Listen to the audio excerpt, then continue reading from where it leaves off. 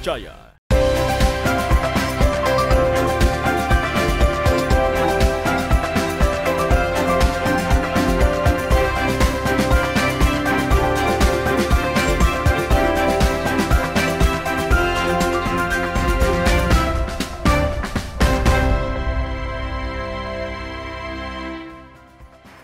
Selamat pagi saudara, apa kabar Anda pagi ini? Sehat selalu tentunya dimanapun Anda berada.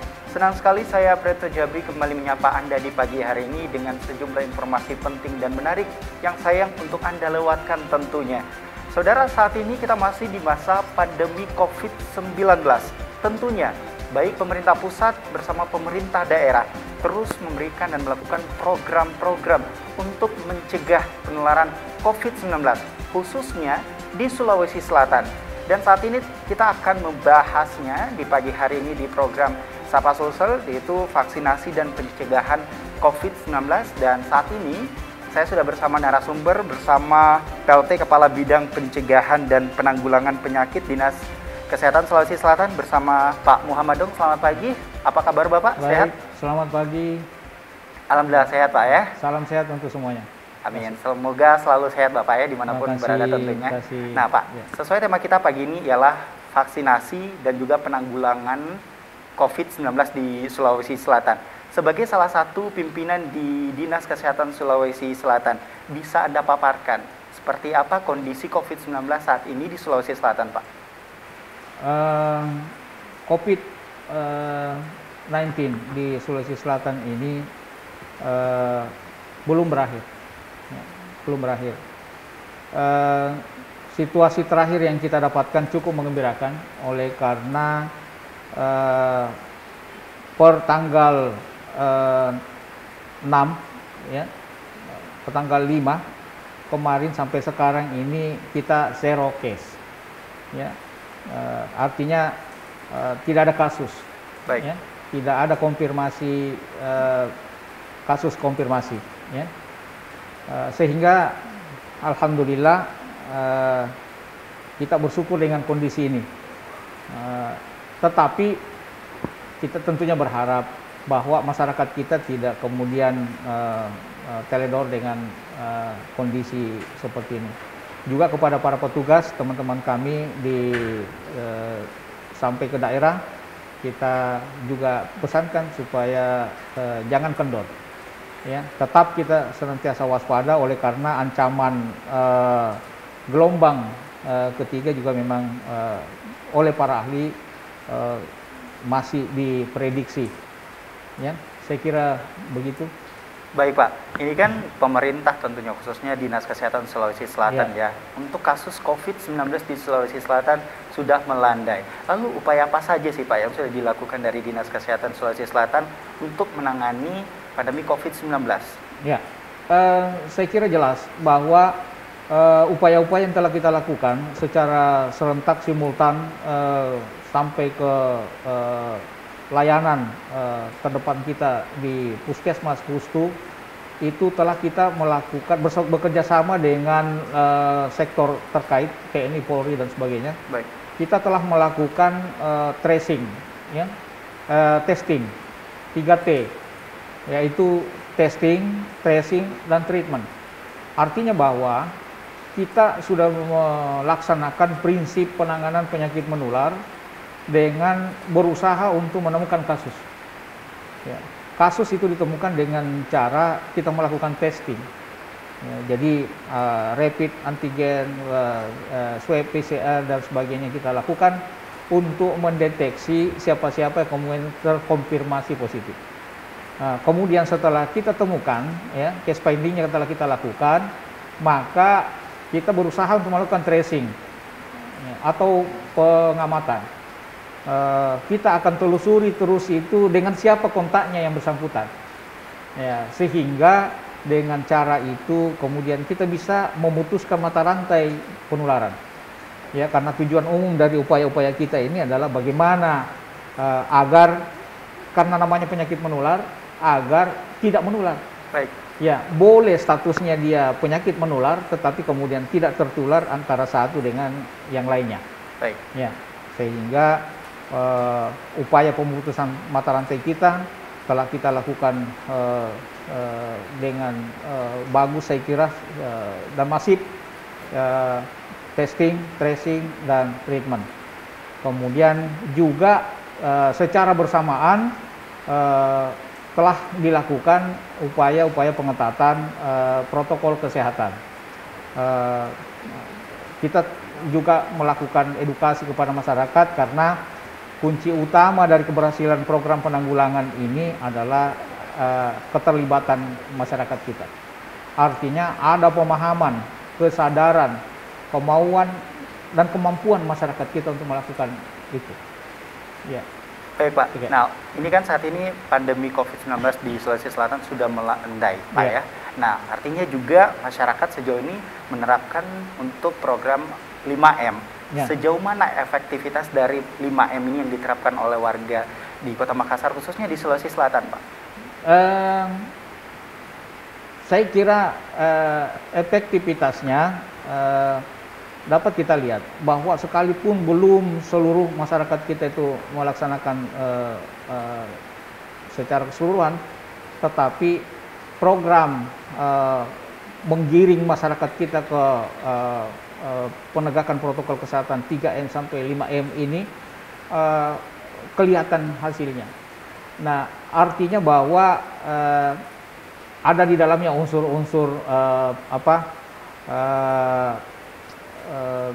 pengetatan atau bahkan sampai pemaksaan, ya itu tidak lain upaya-upaya kita untuk memperkenalkan kepada masyarakat kita. Kemudian ya kita harapkan bisa berawal dari sedikit tekanan, kemudian nanti menjadi sebuah kesadaran, ya.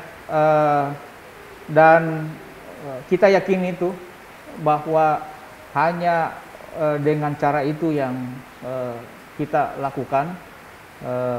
Saya kira penurunan kasus yang kita rasakan seperti ini berawal dari upaya-upaya seperti itu, ya, sehingga kelihatan juga keberhasilan ini tidak spesifik di Sulawesi Selatan tentunya, melainkan oleh karena pemerintah kita ini melakukannya secara merata di seluruh Indonesia.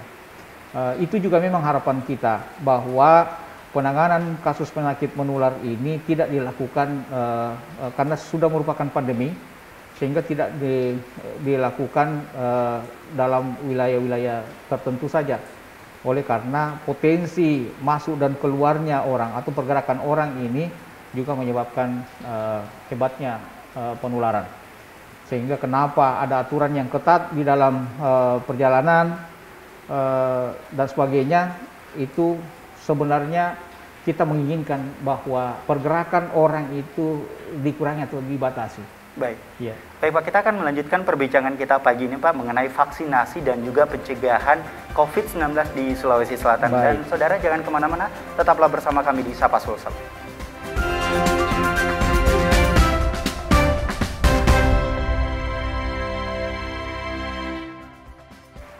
Terima kasih saudara dapat menyaksikan Sapa Sulsel di Kompas TV, independen terpercaya. Pak Muhammadun, kita melanjutkan perbincangan kita di pagi hari ini, begitu inspiratif tentunya, khususnya bagi masyarakat di Sulawesi Selatan mengenai pandemi COVID-19 hingga saat ini.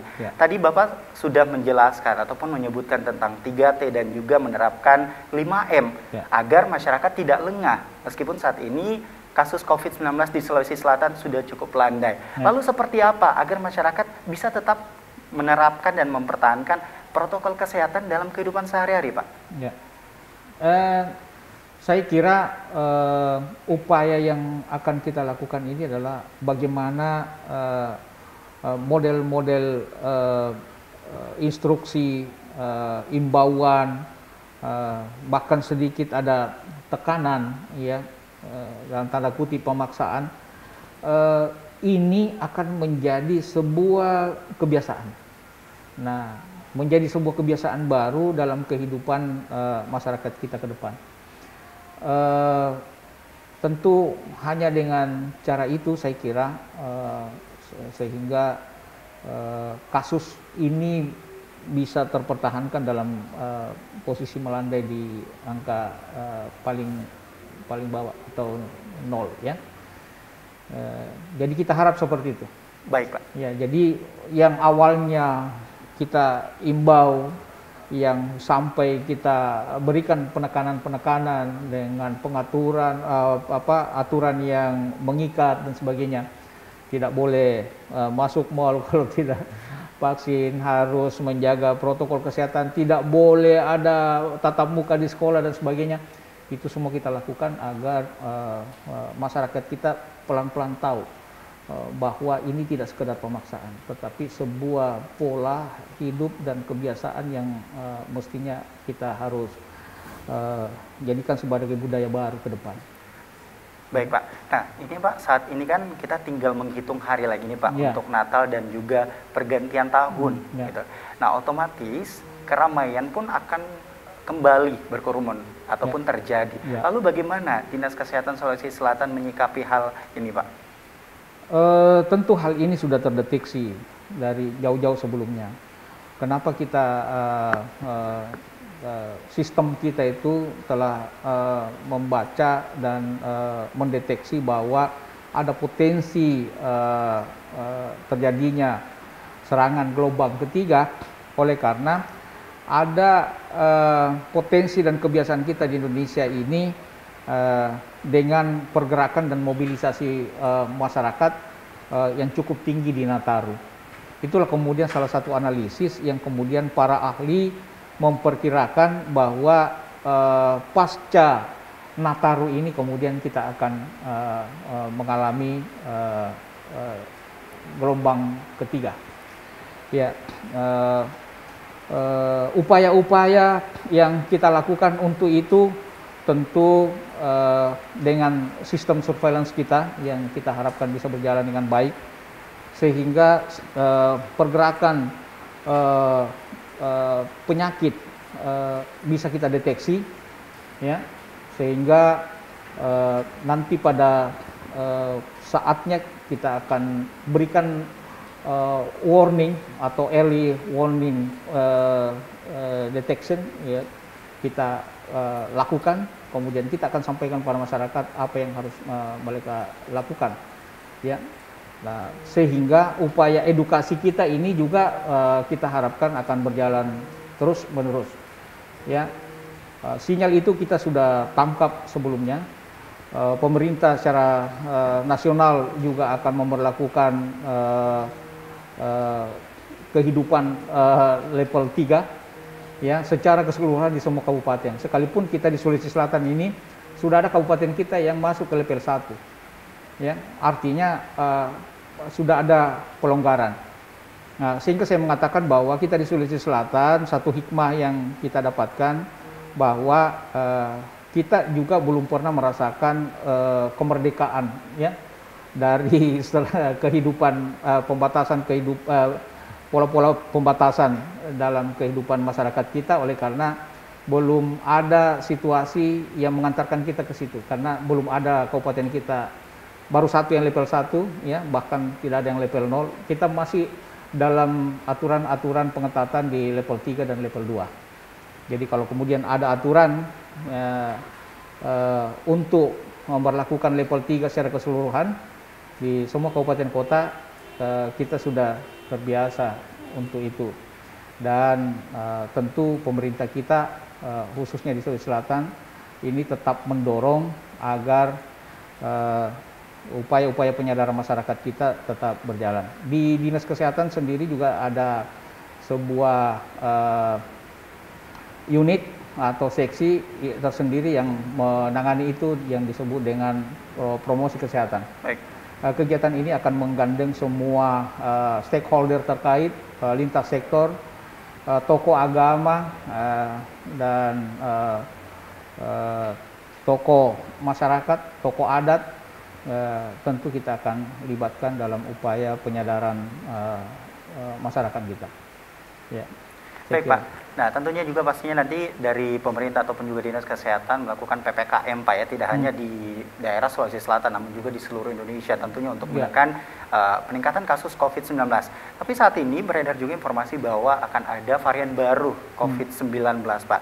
Lalu langkah dari Dinas Kesehatan Sulawesi Selatan agar varian baru COVID-19 tidak masuk di Sulawesi Selatan, seperti apa Pak? Ya. Di beberapa kesempatan saya selalu sampaikan bahwa sehebat apapun kejadian di luar negeri, penularan yang ada di luar negeri, kita berharap bahwa itu tidak akan terjadi di negara kita. Selama ya model pendekatan yang kita gunakan ini dalam upaya pencegahan penyakit menular dengan mengurangi pembatasan, melakukan pembatasan pergerakan masyarakat kita, kemudian pengetatan protokol kesehatan dan kesadaran masyarakat ini bisa berjalan dengan baik, dan yang tak lupa, tak kalah pentingnya adalah bagaimana program vaksinasi kita ini pada angka aman, ya, yaitu minimal 70% sebagai untuk terbentuknya kekebalan kelompok atau herd immunity. Harapan kita nanti ya mudah-mudahan sebelum datang serangan atau gelombang ketiga dengan adanya varian baru itu, kondisi masyarakat kita sudah tervaksin sampai 80-90%. Ya. Ya, jadi memang untuk sekarang ini memang terus melakukan pencegahan Bapak ya, agar peningkatan kasus COVID-19 terus melandai dan termaksud untuk mencegah varian baru COVID-19 masuk di Sulawesi Selatan. Kita akan melanjutkan perbincangan kita pagi ini tentunya Pak Muhammad Dong, tentunya di program Sapa Sosial. Jangan kemana-mana saudara, tetaplah bersama kami.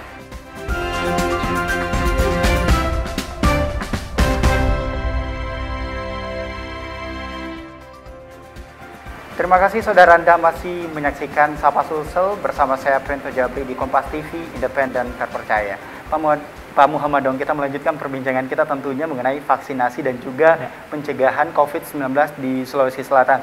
Untuk sejauh ini di Sulawesi Selatan seperti apa jumlah atau peningkatan vaksinasi yang sudah diberikan kepada masyarakat di Sulawesi Selatan, Pak?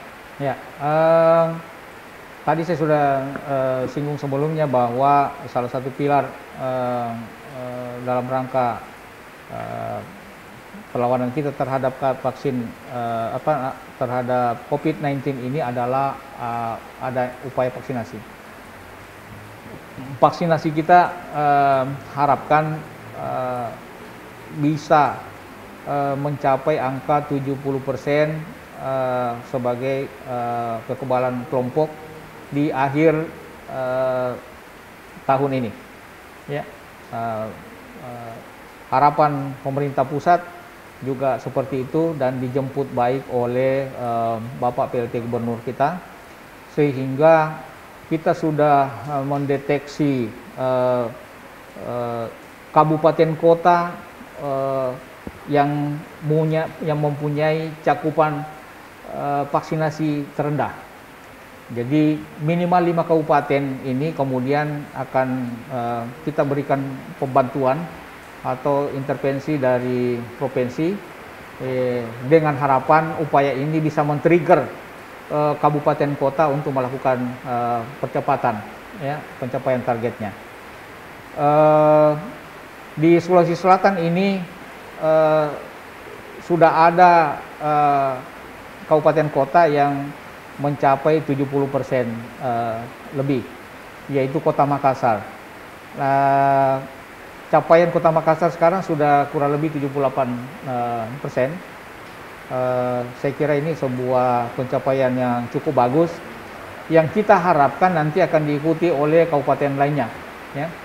Sementara sekarang rata provinsi yang kita dapatkan untuk vaksinasi dosis 1 itu baru kita mencapai sekitar 49% rata-rata. Sekalipun tadi ada yang mencapai angka 78%, tetapi itu tertarik kemudian oleh masih adanya kabupaten yang rendah. Sehingga rata itu masih kita berada pada posisi 49% lebih. Baik. Kita berharap nanti upaya percepatan yang dilakukan oleh kita semua yang melalui instruksi gubernur kita Pak PLT, kita berharap nanti pada saat akhir Desember ini minimal rata provinsi kita bisa dapatkan 70%, insya Allah. Tapi kalau untuk di Sulawesi Selatan, Pak, daerah mana saja sih yang tingkat vaksinasinya yang masih cukup rendah, Pak? Ya, ya ada beberapa kabupaten ya.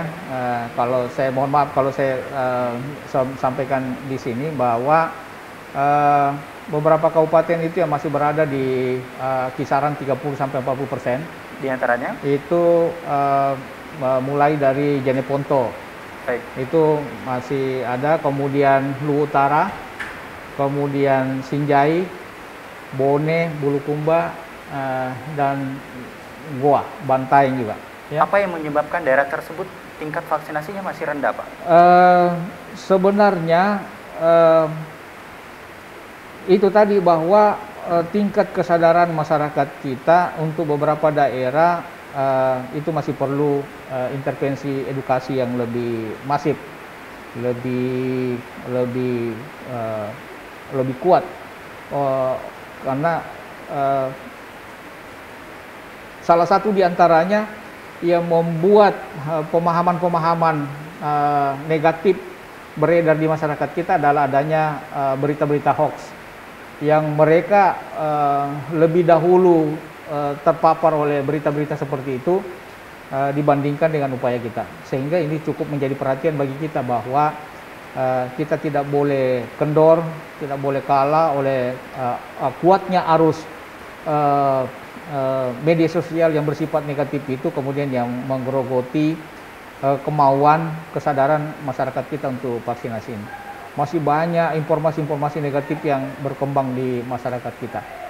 Yang itu kita harapkan melalui upaya-upaya edukasi, promosi kesehatan kita nanti pelan-pelan ini akan terkikis. Sekali lagi bahwa kegiatan-kegiatan seperti itu perlu dukungan oleh berbagai sektor, termasuk keterlibatan TNI, Polri yang selama ini juga memang cukup banyak membantu upaya-upaya pemerintah dalam upaya vaksinasi ini. Baik, Pak. Nah, ini kan kita berbicara tentang vaksin ya, Pak ya. Salah satunya saya udah vaksin 1 dan juga vaksin kedua. Tapi ada varian baru COVID-19. Apakah vaksin yang sudah kita lakukan efektif untuk menghadapi atau melawan COVID-19 dengan varian yang baru ini, Pak? Fungsi dari vaksinasi itu adalah memberikan dan membentuk kekebalan buatan antibodi di dalam tubuh kita.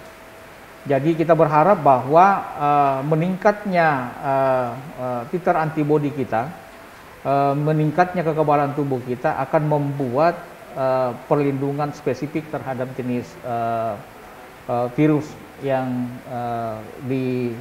disuntikkan.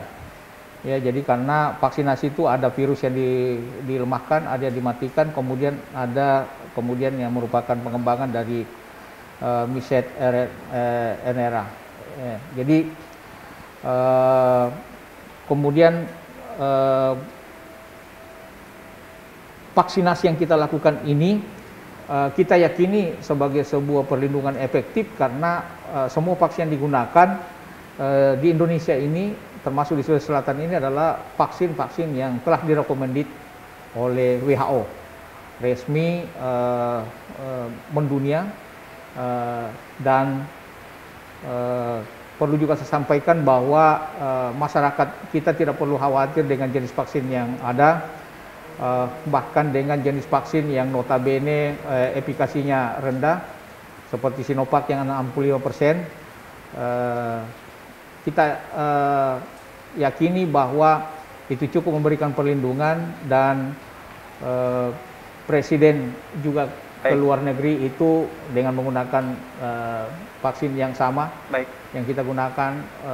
Menteri luar negeri juga pergi ke mana-mana dengan vaksin yang kita gunakan yang di Indonesia. Terakhir, Pak, harapan dan himbauan Bapak sendiri untuk masyarakat Sulawesi Selatan, terkhususnya bagi masyarakat yang belum divaksin, agar bisa divaksin seperti apa, Pak? Wah, luar biasa pertanyaannya ini, kesempatan yang sangat saya tunggu-tunggu. Iya. Kemudian semoga ini bisa tersampaikan pada masyarakat kita secara keseluruhan. Amin. Bahwa hanya 3 pilar kemudian yang harus kita lakukan dalam rangka memerangi dan menurunkan penularan kasus COVID-19 di Sulawesi Selatan, di Indonesia ini, termasuk Sulawesi Selatan. Yang pertama adalah dengan kita melakukan 3T, kemudian pengetatan protokol kesehatan dengan 5M, kemudian yang terakhir adalah upaya vaksinasi kita. Jangan ada kekhawatiran kemudian di masyarakat kita bahwa program dan upaya pemerintah ini adalah program yang akan merugikan masyarakat, mencelakakan masyarakat apalagi, saya kira tidak. Ada beberapa dampak yang dirasakan oleh orang-orang yang divaksin, tetapi itu adalah sifatnya dampak sementara atau kejadian ikutan sementara yang kemudian rata-rata hanya perlangsungannya sampai 3 hari misalnya kalau ada demam dan sebagainya. Tetapi sebagian ahli mengatakan bahwa semakin ada efek yang ditimbulkan dari vaksinasi itu, maka semakin kuat keyakinan kita bahwa vaksin itu berfungsi dengan baik, akan berfungsi dengan baik. Baik. Saya kira ini harapan saya kepada seluruh masyarakat kita agar mari kita bersama-sama menerima program-program pemerintah dalam memerangi COVID-19 ini, dan upaya peningkatan kesadaran masyarakat kita akan selalu tingkatkan tentunya ke depan. Baik. Terima kasih. Baik, terima kasih. Tentunya hingga saat ini harapan besar bukan hanya kepada diri kita sendiri, khususnya program-program yang sudah dilakukan oleh Dinas Kesehatan Sulawesi Selatan agar seluruh masyarakat yang ada di Sulawesi Selatan tidak termakan dengan informasi-informasi bohong, dan juga kepada masyarakat yang belum divaksin mungkin agar segera divaksin agar terhindar dari COVID-19. Terima kasih Pak Muhammad Dong, PLT Kepala Bidang Pencegahan dan Penanggulangan Penyakit Dinas Kesehatan Sulawesi Selatan. Dan demikian perbincangan kita pagi ini, saudara, di Sapa Sulsel di Kompas TV Independen Terpercaya. Saya Aprento Jabri, pamit undur diri mewakili krim bertugas. Terima kasih dan sampai jumpa.